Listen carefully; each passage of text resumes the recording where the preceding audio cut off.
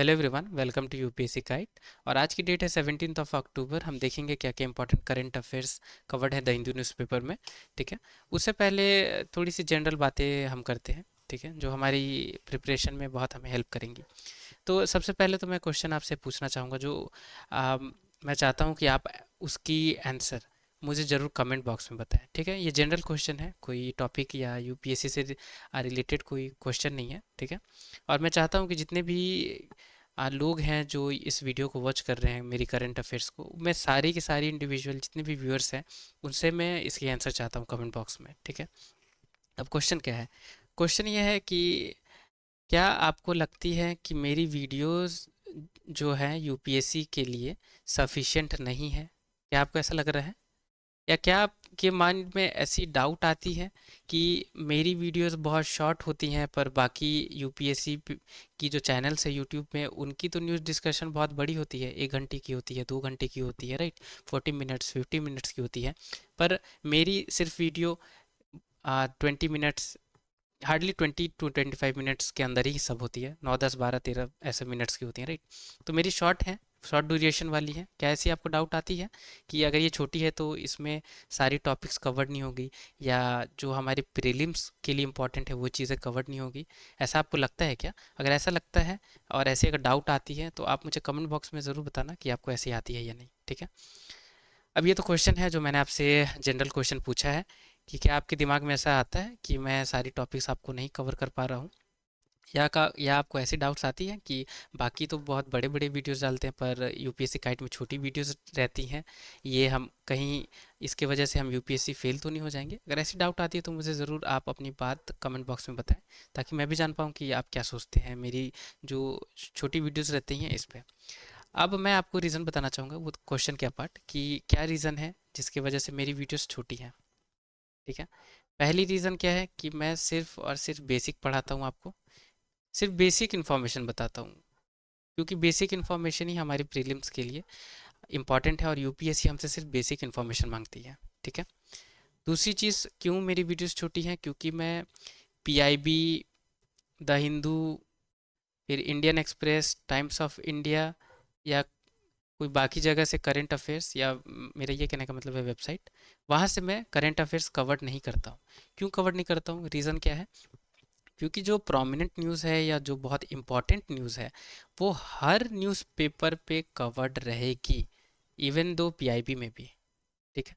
वो हर जगह पे जब सेम टॉपिक कवर्ड ही है और बेसिक चीज़ हमें ही सिर्फ करनी है, तो मैं क्यों 50 जगह से वीडियोस आपकी 50 जगह से टॉपिक्स उठाऊं और सारी डिस्कशन आपके साथ करूं? क्या ज़रूरत है? कोई ज़रूरत नहीं है, क्योंकि एक्स्ट्रा इन्फॉर्मेशन हमें क्यों दिमाग में रखना है? क्योंकि इतनी इन्फॉर्मेशन आप करोगे क्या यार दिमाग में रखे, जब वो आप प्रीलिम्स में यूटिलाइज ही नहीं कर पाओगे। तो उतनी जानकारी हमें नहीं रखनी है। ठीक है। हमें बेसिक पता होना चाहिए, और द हिंदू सबसे बेस्ट रिलायबल सोर्स मानी गई है करंट अफेयर्स के लिए। तो द हिंदू की न्यूज़पेपर में जो भी करंट अफेयर्स आ रही है और जो सिर्फ मैं आपको बता रहा हूँ कि यही करनी है वही आप करेंगे, तो करंट अफेयर पूरी कवर्ड हो जाएगी। ठीक है। तो ये दूसरी चीज़ हो गई। ठीक है, कि इंपॉर्टेंट टॉपिक्स जो हैं वो सारी चीज़ों में कवर्ड है, तो मैं सिर्फ और सिर्फ द हिंदू को ही पकड़ के चलता हूँ और इसी के करंट अफेयर आपको बताता हूँ, क्योंकि यूपीएससी के लिए बेस्ट है। ठीक है। तीसरी चीज़ क्या है कि मेरी जो एक्सपीरियंस है और मैंने जो भी एक्सपीरियंस गेन करी है यूपीएससी एस्पिरेंट से, ठीक है, या मेरे फ्रेंड्स या रिलेटिव से, उसके हिसाब से मुझे जो लगता है कि इतनी ही इन्फॉर्मेशन जो मैं आपको बताता हूँ ये 10 मिनट की वीडियो में, वो आपके लिए सफिशिएंट है। और पूरी 20 या 30 पेज की न्यूज़पेपर में यही सिर्फ इम्पॉर्टेंट है। ठीक है। तो मैं अपनी एक्सपीरियंस से आपको बताता हूँ चीज़ें जो कि बहुत शॉर्ट होती हैं। ठीक है। मैं आपको बेकार चीज़ें क्यों बताऊँ? बेकार चीज़ें पढ़ने का क्या फ़ायदा है जब वो प्रीलिम्स में आप यूटिलाइज नहीं कर पाएंगे, जो यूपीएससी आपसे पूछेगी ही नहीं। तो वैसे इन्फॉर्मेशन रख के करना क्या है हमें? क्या हमें यूपीएससी के लिए पीएचडी करनी है टॉपिक्स में, या क्या हमें ज्ञानी का टाइटल लेना है कि हाँ हम बहुत इंटेलेक्चुअल हैं, हमें बहुत सारा चीज़ें पता है? नहीं, हमें तो सिर्फ प्रीलिम्स क्रैक करनी है, मेंस क्रैक करनी है, इंटरव्यू क्रैक करनी है और हमें जॉब लेना है, राइट? हमें कोई ज़रूरत नहीं है पीएचडी करने की या ज्ञानी बाबा का टाइटल लेने की। ठीक है। तो ये आप दिमाग में रखनी होगी आपको ये बात।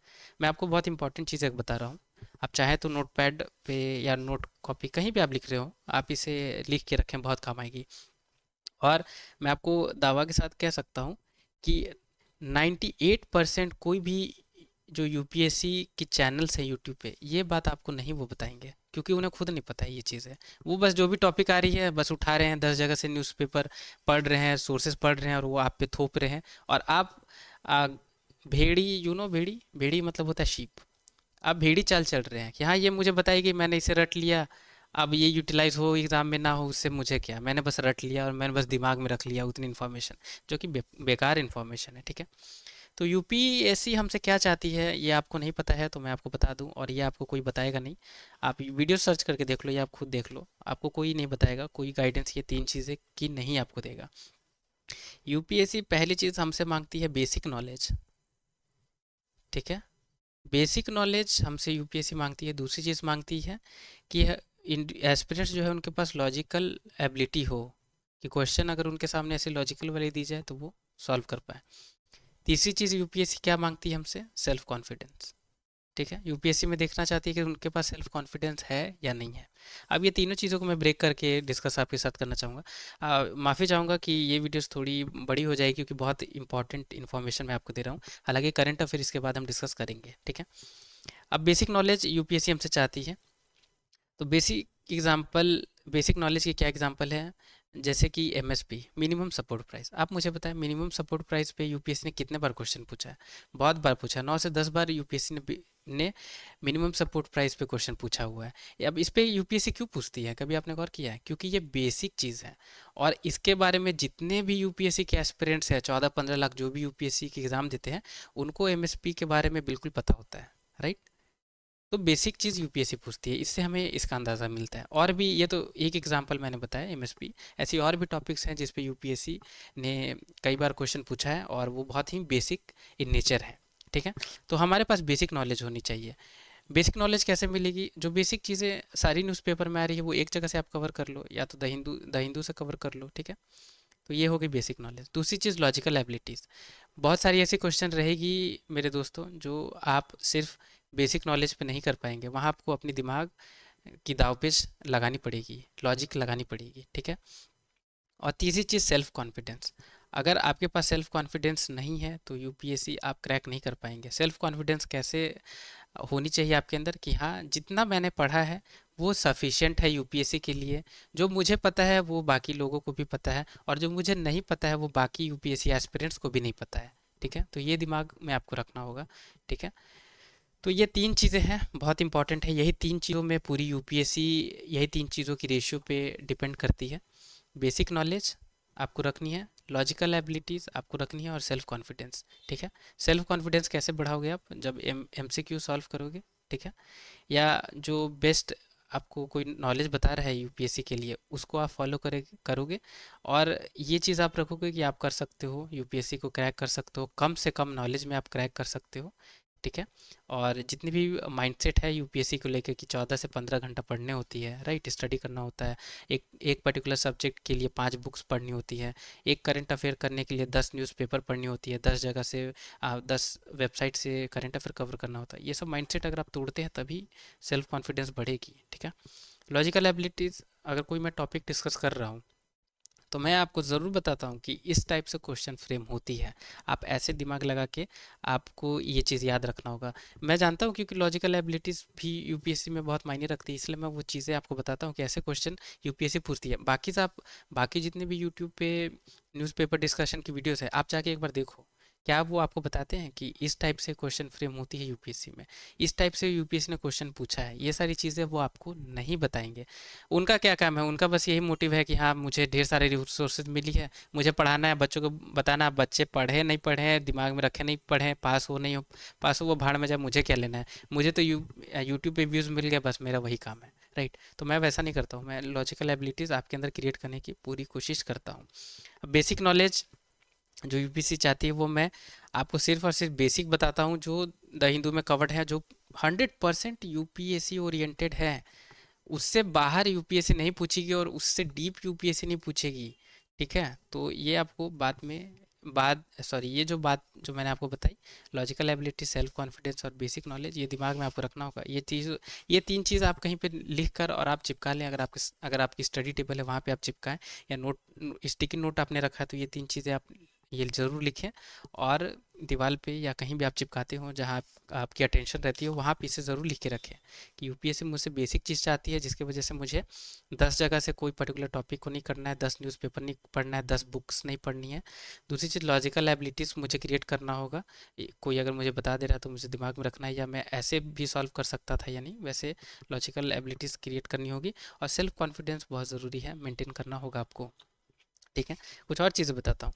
अगर आप सोचते हैं कि बहुत जगह से अगर आपने इन्फॉर्मेशन गैदर कर लिया, बहुत जगह से अगर आपने इन्फॉर्मेशन ले लिया, और आप बहुत ज़्यादा आपके पास नॉलेज है, तो आप ये गलत सोचते हैं। अगर आपके पास बहुत ज़्यादा नॉलेज रहेगी फिर भी आप यूपीएससी को क्रैक नहीं कर पाएंगे। क्यों नहीं क्रैक कर पाएंगे? क्योंकि आपके पास बेसिक नॉलेज बहुत ज़्यादा है, लॉजिकल एबिलिटी ही नहीं है, आपके पास सेल्फ कॉन्फिडेंस ही नहीं है। ठीक है, अगर आपके पास लॉजिकल एबिलिटीज़ बहुत ज़्यादा है पर आपके पास बेसिक नॉलेज नहीं है, तो भी आप यूपीएससी क्रैक नहीं कर पाएंगे।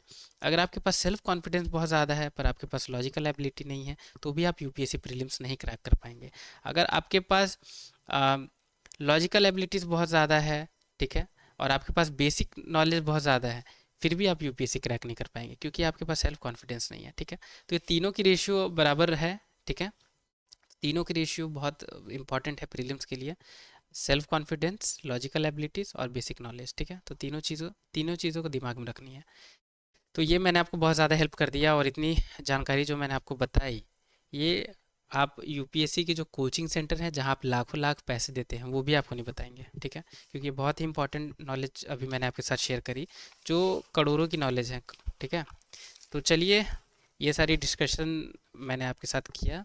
अब इसके बाद अब हम पढ़ते हैं जो मेन इस वीडियो की मोटिव है, यूपीएससी के लिए करंट अफेयर देखना, उसे हम देखेंगे। तो चलिए स्टार्ट करते हैं। तो सबसे पहले ये एक न्यूज़ आई है, आपको पता है कि शंघाई कोऑपरेशन ऑर्गेनाइजेशन की अभी हेड ऑफ गवर्नमेंट की मीटिंग हो रही है इस्लामाबाद में, राइट, पाकिस्तान में जो है, वहाँ मीटिंग हो रही है। तो यहाँ आप देख सकते हैं कि इंडिया पाकिस्तान ने एक दूसरे को ब्लेम नहीं किया, और जैसे एससीओ की जो मीटिंग होती है वैसे मीटिंग कंडक्ट हुई। अब यूपीएससी हमसे क्या पूछेगी? क्या हमसे ये पूछेगी कि इन दोनों ने क्या ब्लेम किया, क्या नहीं ब्लेम किया, राइट, या इन दोनों के बीच में क्या चीज़ के लिए झगड़ा है? क्या इस पे यूपीएससी पूछेगी? इस पे यूपीएससी नहीं पूछेगी, हमसे पूछेगी एससीओ के बारे में, कि आखिर ये शंघाई कोऑपरेशन ऑर्गेनाइजेशन क्या है, राइट। तो इसके बारे में हमने बहुत बार डिस्कस किया, कोई इशू नहीं है, दोबारा अगर न्यूज़ में आ रही है तो आप इसे देखें, क्योंकि आपके लिए क्या होगा, रिवीजन की ये काम करेगी। तो शंघाई कोऑपरेशन ऑर्गेनाइजेशन ये Eurasian political, economic, international security और डिफेंस ऑर्गेनाइजेशन है, जो इस्टेब्लिश की गई है चाइना रशिया के द्वारा 2001 में। अब यहाँ पे इंपॉर्टेंट क्या है कि कौन इस्टेब्लिश, किस कंट्री ने किया है, तो चाइना रशिया, कब, तो 2001 में। ये वर्ल्ड की लार्जेस्ट रीजनल ऑर्गेनाइजेशन है, अगर ज्योग्राफिक स्कोप और पॉपुलेशन की टर्म्स में बात की जाए तो। याद रखनी इंपॉर्टेंट ये स्टेटमेंट है। ये कवर करती है 80% एरिया यूरेशिया की और 40% वर्ल्ड की पॉपुलेशन को। ठीक है, ये भी डायरेक्ट स्टेटमेंट है। यूपीएससी यहाँ पे 80 की जगह पे 40 कर दे, या 90 कर दे, या 70 कर दे, ऐसे चेंजेस करके यूपीएससी पूछती है क्वेश्चन, तो याद रखनी है ये पर्टिकुलर परसेंटेज। क्योंकि ओईसीडी के बारे में बहुत पहले यूपीएससी ने पूछा था, वहाँ उन्होंने ऐसे चेंजेस की है। और मैं आपको बताऊं तो बहुत सारी ऐसे क्वेश्चन है जहाँ पे यूपीएससी क्या करती है, जो नंबर्स रहती है उसको यूपीएससी चेंज करके पूछ लेती है, या तो परसेंटेज है तो उसे चेंज करके यूपीएससी पूछ लेती है। इसलिए ये इंपॉर्टेंट है। शंघाई बहुत बार इस बार न्यूज़ में है, तो इसलिए ये याद रखनी है। अब एससीओ सक्सेसर है शंघाई 5 की। ठीक है, कौन कौन सी कंट्री है जिन्होंने शंघाई 5 को क्रिएट किया था, तो कजाकिस्तान, किर्गिस्तान, रशिया, तजिकिस्तान और चाइना ने। अब शंघाई 5 के बारे में यूपीएससी आपसे नहीं पूछेगी। ठीक है, आपसे ये ज़रूर यूपीएससी जनरल स्टेटमेंट में पूछेगी कि एससीओ यानी शंघाई कोऑपरेशन ऑर्गेनाइजेशन ये सक्सेसर है शंघाई 5 की। ठीक है, और आगे बढ़ा के क्या यूपीएससी आपसे वहाँ पूछ सकती है कि अब शंघाई 5 ने को किसने इस्टेब्लिश किया है, तो इंडिया, चाइना, पाकिस्तान ने किया है। तो ऐसा पूछ सकते हैं, आपको कंफ्यूज कर सकती है, इसलिए ये स्टेटमेंट इंपॉर्टेंट है, आपको पता होनी चाहिए। अब हम बढ़ते हैं, हम आगे और डिटेल्स देखेंगे एससीओ के बारे में। तो यहाँ देख सकते हैं 2017 तक टोटल 8 कंट्रीज़ ने ज्वाइन कर लिया था एससीओ को। और आपको याद रखनी है 2017 ये ईयर बहुत इंपॉर्टेंट है, क्योंकि इसी ईयर में इंडिया और पाकिस्तान ने एससीओ को ज्वाइन किया था। ठीक है, सेम डेट पे ही नहीं ज्वाइन किया था, कुछ मंथ की डिफरेंस थी, तो वो तो बेसिक चीज़ है, पर ईयर बस याद रखनी कि 2017 में ही दोनों कंट्रीज़ ने ज्वाइन किया है। ईरान ने कब ज्वाइन किया है, तो 2023 में।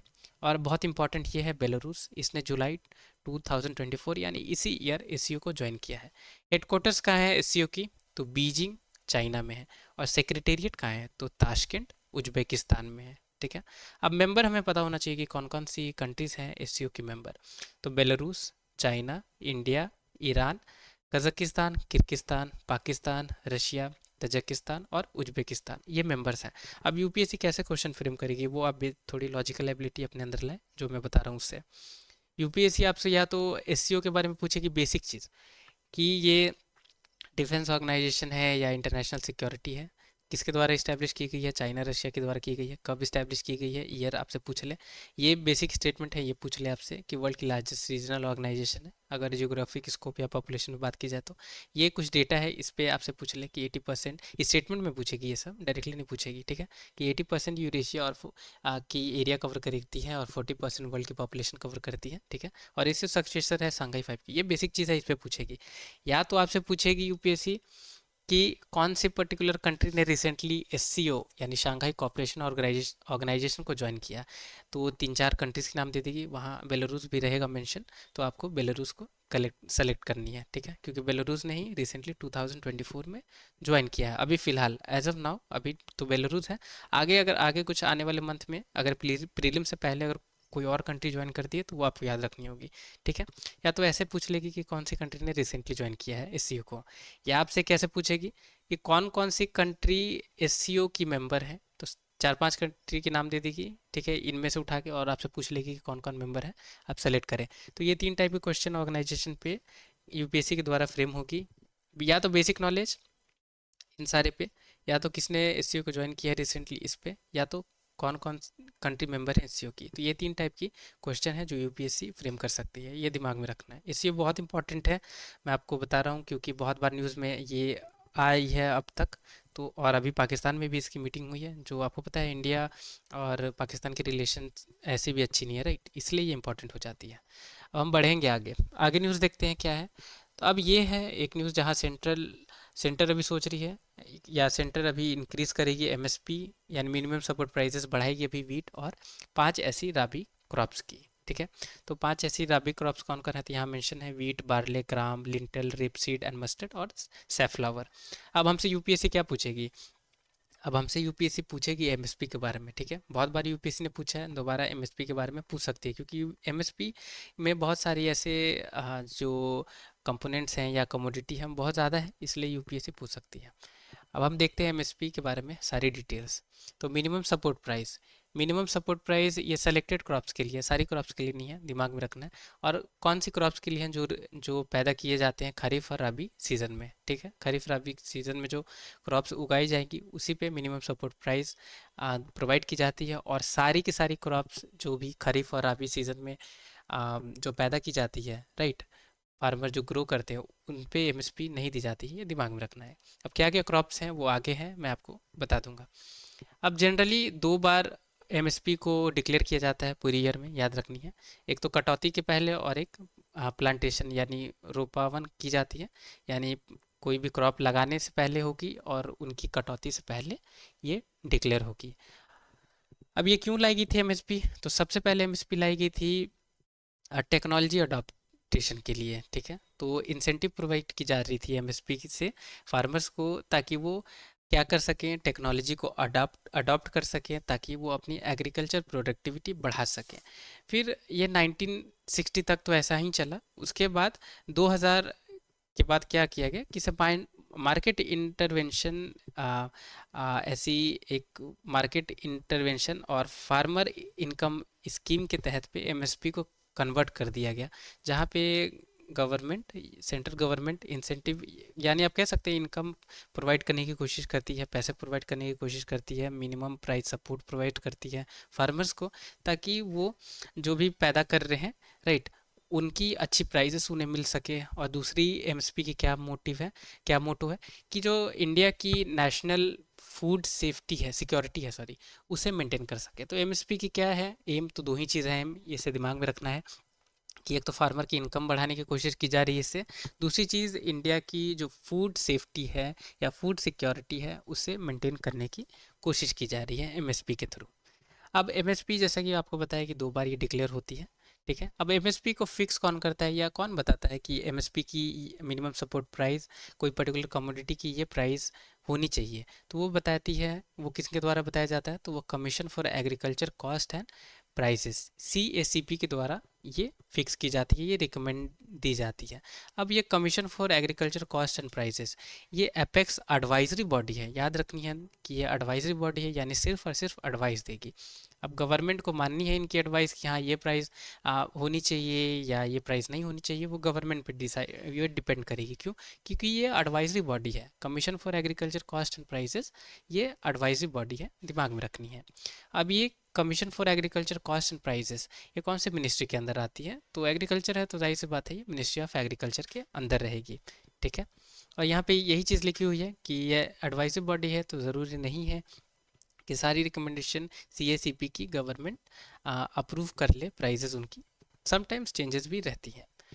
अब दो ऐसी बॉडीज़ हैं जो इम्प्लीमेंट करती है एमएसपी को, मिनिमम सपोर्ट प्राइस को, तो कौन है, तो फूड कॉरपोरेशन ऑफ इंडिया और national agriculture cooperative marketing federation. तो ये दो बॉडी हैं जो एमएसपी को इम्प्लीमेंट करती हैं स्टेट लेवल पे, ठीक है, याद रखनी है, इंपॉर्टेंट है ये। अब हम देखेंगे कि क्या क्या कमोडिटीज़ कवर्ड है मिनिमम सपोर्ट प्राइस के अंदर।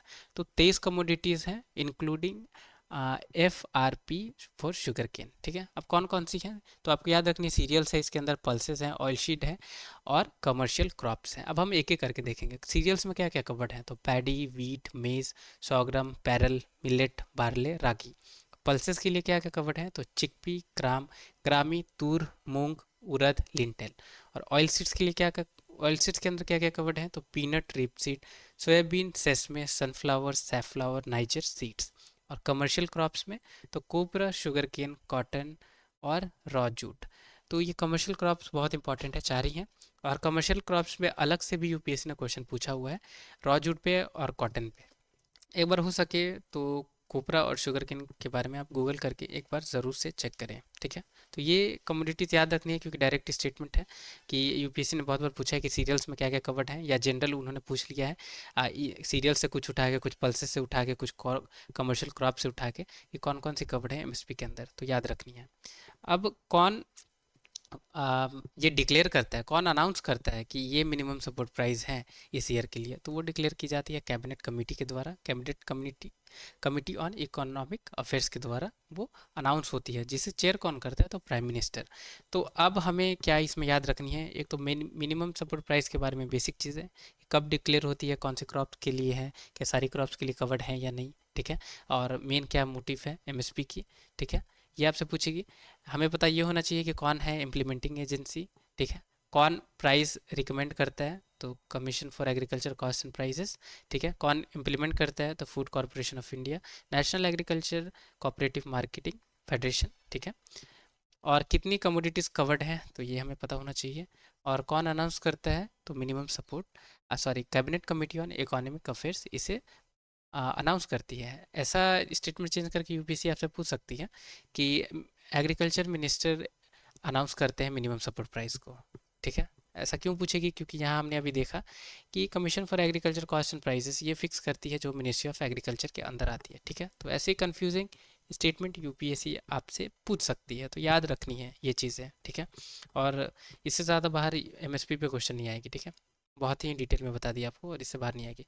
अब ये दो न्यूज़ आई है कावेरी पे, कावेरी रिवर पे, ठीक है, कि कावेरी स्टेज 6 प्रोजेक्ट को अभी लाया गया है, तो इस पे पर्टिकुलर बात की गई है, ठीक है। तो अब ये कौन सी प्रोजेक्ट लाई गई है, कौन सी नहीं लाई गई है, ये यूपीएससी ने पूछेगी, रिवर यूपीएससी पूछती है। तो रिवर्स, रिवर यानी जो मेंशन है कावेरी, इसके बारे में देखेंगे। एक तो ये आर्टिकल आई है और एक न्यूज़ आई है, दोनों कावेरी पे है। तो कावेरी के बारे में हम थोड़ी सी जानकारी देख लेते हैं। तो बेसिक चीज़ सबसे पहले देखेंगे, तो ये इंडिया की मेजर इंडियन रिवर है, जो कर्नाटक और तमिलनाडु, यही दो स्टेट में ये बहती है। कहाँ से कावेरी ऑरिजिनेट होती है, तो तालकावेरी ब्रह्मगिरी रेंज से, जो वेस्टर्न घाट में है, ठीक है, जो Kodagu district state of Karnataka में पड़ती है। तो इस कहाँ से, तो स्टेट ऑफ कर्नाटका में ऑरिजिनेट होती है। ये थर्ड लार्जेस्ट रिवर है गोदावरी कृष्णा रिवर के बाद साउदर्न इंडिया में, तो आप देख सकते हैं ये थर्ड लार्जेस्ट रिवर है। और कावेरी को गोल्डन मदर भी कहा जाता है, याद रखनी है, क्योंकि दक्षिण गंगा गोदावरी में क्वेश्चन आई थी, यूपीएससी ने पूछा था कि which river is called as Dakshin Ganga, right. तो वैसे ये स्टेटमेंट इंपॉर्टेंट हो सकती है कि गोल्डन मदर करके आपसे पूछ लें कि गोल्डन मदर कौन सी रिवर को कही जाती है। ठीक है, मैं बताऊंगा कैसे क्वेश्चन इस पे फ्रेम होगी। पहले ये आप समझे कि गोल्डन मदर भी कावेरी रिवर को कहा जाता है, और ये दो इसकी स्पेलिंग है, वर्ड है जिसे कावेरी स्पेल की जाती है, ये याद रखनी है, KAVERI, और दूसरी है KAUVRI। ठीक है, दोनों नाम इसी रिवर की है। अब ट्रिब्यूटरीज हम देखेंगे, लेफ्ट बैंक कौन है, राइट बैंक कौन है। तो लेफ्ट बैंक कौन कौन सी है, तो हिरांगी, हेमावती, सिमसा, अर्कावती, साराभंगा और तिरुमनी मुथारू।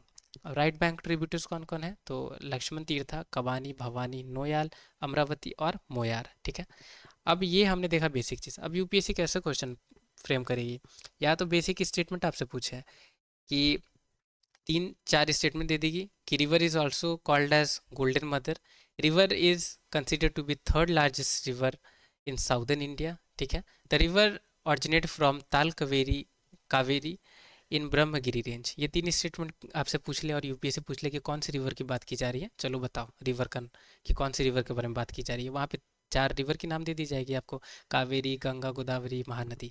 तो आपको सेलेक्ट करनी है कि कौन सी वो रिवर है जिसके बारे में बात की गई है। या तो एक ऐसे पूछ ले क्वेश्चन, या आपसे ऐसे पूछेगी कि डायरेक्टली पूछ लेगी कि consider the statement about Kaveri river, वहाँ ये तीन चार स्टेटमेंट उठा के दे दे। ठीक है, तो वैसे क्वेश्चन फ्रेम होगी। ये दो टाइप की हो गई। तीसरी चीज़ आपसे ट्रिब्यूटरी पूछ ले, एक तो जनरल ट्रिब्यूटरी पूछ ले यानी लेफ्ट राइट दोनों की मिक्स करके आपसे पूछ ले कि कौन कौन सी ट्रिब्यूटरीज हैं कावेरी रिवर की, या आपसे पूछ ले कि स्पेसिफाइड क्वेश्चन पूछ ले कि हाँ भाई लेफ्ट बैंक ट्रिब्यूटरीज आप कावेरी रिवर की बताए कौन कौन सी है, या राइट बैंक बताए कौन कौन सी है। तो ये चार टाइप की रिवर पे क्वेश्चन फ्रेम होती है, और ये रिस्ट्रिक्टेड ये सिर्फ कावेरी रिवर पे नहीं है, ये हर रिवर पे है। आपको ये चार तरीके से रिवर को करना होगा।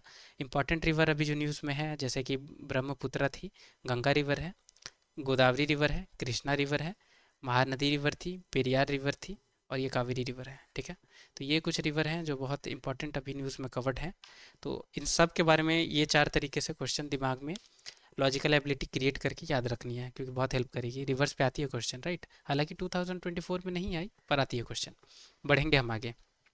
अब ये पर्टिकुलर एक आई है बहुत बड़ी आर्टिकल। अब ये किस चीज़ पे है, तो ग्लोबल हंगर इंडेक्स पे है। ठीक है, तो हम देखेंगे कौन इसे रिलीज़ करता है और इंडिया की क्या पोजीशन थी। ठीक है, उसे हम देखेंगे। तो ग्लोबल हंगर इंडेक्स कौन पब्लिश करता है, तो ये एनुअली बेसिस यानी हर ईयर रिलीज होती है, पब्लिश होती है। किनके द्वारा, तो कंसर्न वाइल्ड लाइफ और wealth and wealth and life. ठीक है, तो ये दो आपको याद रखनी होगी। ठीक है, तो ये दोनों पर्टिकुलर ऑर्गेनाइजेशन हैं जो ग्लोबल हंगर इंडेक्स को पब्लिश करते हैं। इंपॉर्टेंट है क्योंकि इंडेक्स रिपोर्ट हर साल यूपीएससी पूछती है। हालांकि 2024 में यूपीएससी ने नहीं पूछा, पर चांसेस है 2025 यानी नेक्स्ट ईयर जब आप प्रीलिम्स के लिए अटेम्प्ट करोगे वहाँ इस पे क्वेश्चन हो सकती है, या तो स्टेटमेंट या डायरेक्टली इनडायरेक्टली हो सकती है। तो याद रखनी है, इंडेक्स और रिपोर्ट यूपीएससी पूछती है। ठीक है, तो ये कौन पब्लिश करता है ये हमें पता होना चाहिए, क्योंकि यूपीएससी ऐसे पूछेगी कि रिसेंटली ग्लोबल हंगर इंडेक्स देखी गई है, ये कौन सी ऑर्गेनाइजेशन के द्वारा पब्लिश की जाती है। ठीक है, तो ऐसे क्वेश्चन आती है। अब इंडिया की क्या रैंक है, तो 105 है आउट ऑफ 127 कंट्रीज। तो आप देख सकते हैं कितनी ख़राब इंडिया की पोजीशन है। 127 में से 105 मिली है रैंक इंडिया को। तो यहाँ पे कितनी ज़्यादा हंगर है इंडिया में, यही इस पर्टिकुलर आर्टिकल में बताया गया कि बहुत ज़्यादा हंगर है, क्योंकि 105 पोजीशन इंडिया को मिली आउट ऑफ 127। और इंडिया इतनी बड़ी इंडिया में पॉपुलेशन है, राइट। और इंडिया अभी इतनी अच्छी वर्क भी कर रही है इकोनॉमिक के टर्म्स में, फास्टेस्ट ग्रोइंग इकोनॉमी है, फिर भी इतनी ज़्यादा यहाँ पे भूखमरी है, यही बताई गई आर्टिकल में। आर्टिकल हमारी ऐसे प्रीलिम्स के लिए इंपॉर्टेंट नहीं है, पर आपको याद रखनी है मेंस के लिए ये इंपॉर्टेंट हो सकती है। यूपीएससी क्वेश्चन आपसे पूछ सकती है कि इंडिया में बहुत ज़्यादा हंगर इश्यूज हैं, या ग्लोबल हंगर इंडेक्स के हिसाब से इंडिया ने बहुत अच्छा परफॉर्म नहीं किया है, तो क्या ऐसी रीज़न है, उसे आप क्रिटिकली एग्जामाइन करें या आप इवेलुएट करें कि क्या ऐसी रीज़न है। तो वहाँ मेंस के लिए ये इंपॉर्टेंट हो सकती है, प्रीलिम्स के लिए बस ये इंपॉर्टेंट है कि कौन पब्लिश करता है इसे। ठीक है, या तीन इस टू स्टेटमेंट में भी क्वेश्चन अभी फ्रेम हो रही है यूपीएससी के द्वारा। तो वैसे में ये इंपॉर्टेंट हो सकती है कि ग्लोबल हंगर इंडेक्स पूछ ले कि वहाँ स्टेटमेंट लिख दे कि ये वर्ल्ड इकोनॉमिक फोरम के द्वारा इसे पब्लिश की जाती है। ये एनुअली नहीं, ये हर बाई एनुअली ये होती है। तीसरी स्टेटमेंट ये लिख दे कि इंडिया को 105th rank milli out of 127, या यहाँ पे 105 की जगह पे 10-20 कुछ भी कर सकती है चेंजेस, वैसे करके तीन स्टेटमेंट में भी आ सकती है। तो ऐसा नहीं कहना है कि सिर्फ ग्लोबल जो भी इंडेक्स है या रिपोर्ट है वो कौन पब्लिश करता है बस उस पर यूपीएससी पूछ ले, तो वैसा हम नहीं कह सकते। स्टेटमेंट में भी आ सकती है क्वेश्चन, क्योंकि ह्यूमन डेवलपमेंट इंडेक्स HDI पे यूपीएससी ने बहुत डिटेल में पूछा हुआ था, इसलिए याद रखनी है ये वाली कॉन्सेप्ट के बारे में। बढ़ेंगे आगे। ये पर्टिकुलर एक आई है न्यूज़ जहाँ पे FAO ने यानी फूड एंड एग्रीकल्चर ऑर्गेनाइजेशन ने थोड़ी बहुत अपनी रिपोर्ट बताई कि इंडिया की फार्मर्स हैं वो बहुत गरीब हैं और क्लाइमेट चेंज की वजह से बहुत अच्छा खासा उन पे इम्पैक्ट पड़ा है। तो ये हम FAO के बारे में देखेंगे, क्योंकि ऑर्गेनाइजेशन बॉडी यूपीएससी हमसे पूछती है, ठीक है। तो food and agriculture organisation, FAO इसकी शॉर्ट फॉर्म है। ये स्पेशलाइज एजेंसी है यूनाइटेड नेशन की, ठीक है। फोकस किस चीज़ पे करती है, तो हंगर और इम्प्रूव करने की कोशिश करती है फूड सिक्योरिटी और न्यूट्रिशन को, ठीक है, इम्प्रूव करने की कोशिश करती है। हेडक्वार्टर्स कहाँ लोकेटेड है फूड एंड एग्रीकल्चर ऑर्गेनाइजेशन की, तो ये लोकेटेड है रोम, इटली में। फाउंड कब हुई थी, तो 1945 में ये हुई है। और कहाँ पे ये फाउंड की गई थी, तो क्यूबेक सिटी है कनाडा में, वहाँ इसे फाउंड किया गया था। तो यहाँ देख सकते हैं फाउंड कहाँ हुई है, क्यूबेक कनाडा में, और हेडक्वार्टर्स कहाँ है, तो रोम इटली में। ये यूनाइटेड नेशन की स्पेशलाइज एजेंसी है। काम क्या करती है, तो FAO है, फूड एंड एग्रीकल्चर ऑर्गेनाइजेशन, तो जाहिर सी बात है हंगर और न्यूट्रिशन और फूड सिक्योरिटी की ही बात करेगी। तो ये 2 या 3 लाइन स्टेटमेंट वाली क्वेश्चन के लिए इंपॉर्टेंट है FAO, तो इसे याद रखना है, नोट डाउन आप इसे ज़रूर करें। अब हम बढ़ेंगे आगे, आगे देखेंगे क्या न्यूज़ है। तो ये NPPA के बारे में है, यहाँ पे न्यूज़ आई है कि नेशनल फार्मास्यूटिकल प्राइसिंग अथॉरिटी ने अभी 8 ऐसी शेड्यूल ड्रग्स थी उनकी प्राइजेस की जो सीलिंग है उसमें इंक्रीज़ की है, ठीक है। अब ये कौन कौन सी ड्रग है वो यूपीएससी आपसे नहीं पूछेगी, मेन आपसे ये पूछ सकती है कि अथॉरिटी क्या है इसके बारे में। 2 to 3 स्टेटमेंट वाली ही क्वेश्चन है ये, जिस पे फ्रेम हो सकती है, और ज़्यादा नहीं हो सकती क्योंकि ज़्यादा डिटेल नहीं है इसके बारे में हमें पढ़नी। अब national pharmaceutical pricing authority NPPA, अब ये गवर्नमेंट की रेगुलेटरी बॉडी है, एजेंसी है, ठीक है, जो कंट्रोल करती है जितने भी फार्मास्यूटिकल ड्रग्स की जो प्राइजेस हैं उसे, और कोशिश करती है कि जो भी ड्रग्स है उनकी अवेलेबिलिटी इंडिया में अच्छे से हो और एक्सेसिबिलिटी अफोर्डेबल प्राइस में मेडिसिन की हर इंडिविजुअल के पास पहुंच सके। तो यही ये काम करती है। अभी किसके अंदर आएगी, तो जाहिर सी बात है ये फार्मास्यूटिकल प्राइसिंग अथॉरिटी, फार्मास्यूटिकल से आप समझ सकते हैं डिपार्टमेंट ऑफ फार्मास्यूटिकल्स के अंदर आएगी, जो है ministry of chemicals and fertilisers के अंदर।